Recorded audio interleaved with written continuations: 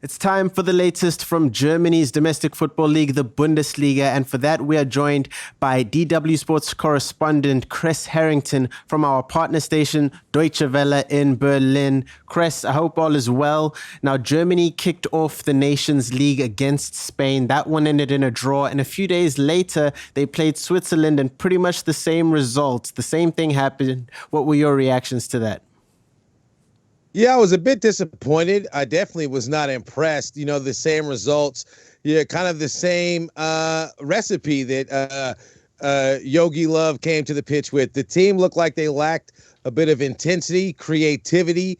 I was falling asleep at times during the match. It was kind of boring, in some respects. But the reality is that the head coach for Germany is trying to figure out which French players, could crack that starting 11.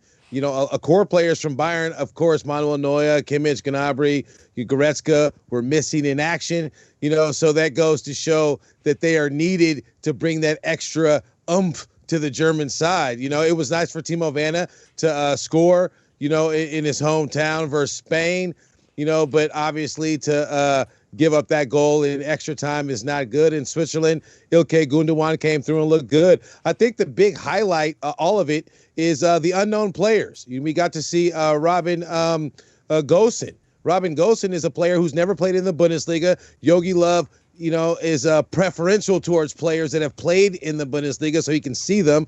Well, Gosens, has done wonders at Atalanta, scored 9 goals. He's a wing back that can play further forward as well. He provided the assist for Werner. That is one positive note to take away, from the lackluster performances. We have to see what they have prepared moving forward. They have a friendly versus Turkey. The next Nations League opponent is the Ukraine. So we have to wait and see. I think it'll be a bit different when the Bayern players have returned to the lineup, of course. And we have to wait and see if Thomas Müller gets recalled after all. I'm going to keep my ear close to the wires and see what the head coach, Joachim Löw, has to say, because he did obviously say the door was shut. But maybe, these 2 draws will open it back up. Now, very quickly before we move on, I am an Arsenal fan, and so I must ask, how did Bernd Leno look in goal to you?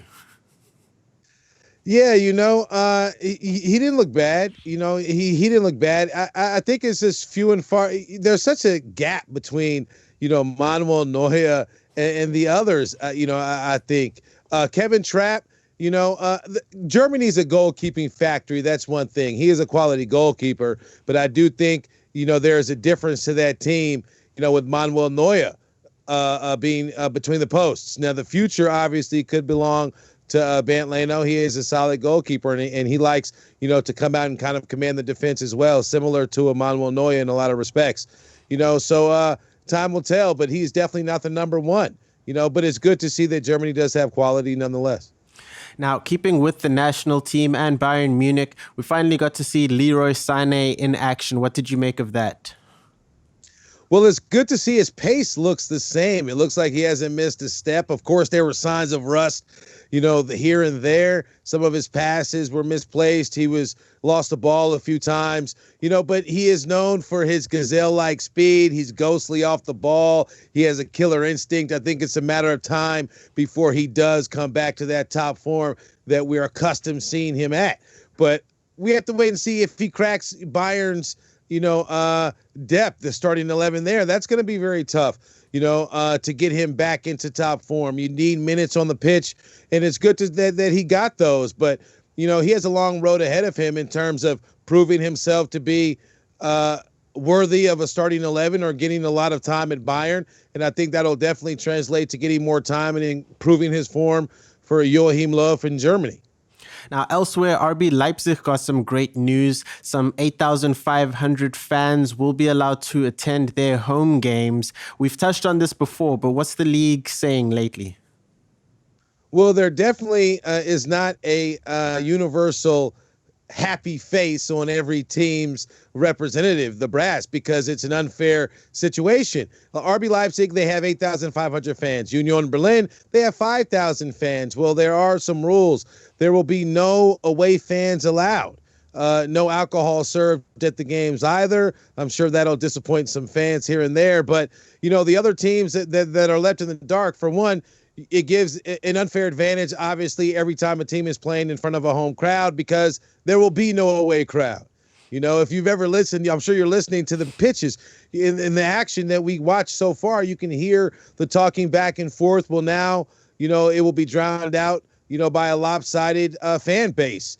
And understandably, every team is not satisfied with that. But we have to, take our time and see what happens with the coronavirus infection rates to see if they remain the same, because even that could change. Even that could change if the numbers do increase. We do have a little bit of time, a little bit more than a week now, but we have to wait and see. I think it's unfair myself because you want to see it having a level support, a level playing field, and giving both teams an equal opportunity to leave the pitch with 3 points. That won't be the case when the season starts if this is stands, the situation that it is now. Anything else hit your radar in Bundesliga news, Kres? Well, we were talking about Kai Havertz. Obviously, the deal is finally done. I'm happy for him. He becomes the most expensive German footballer to date, second most expensive in the Bundesliga. It's good. It just basically shows the Bundesliga is increasing their stock value. It doesn't look good for Leverkusen. Obviously, they were runners-up in the German Cup. That kicks off later in the week, and that's going to be a huge gap they're missing. A positive thing for a different team is Dortmund. Dortmund is getting Marco Reus back in the lineup. He'll be in a friendly today versus Sparta Rotenburg. We'll have to see how that pans out, but he's definitely needed to give the Black and Yellows any hope to dethroning Bayern.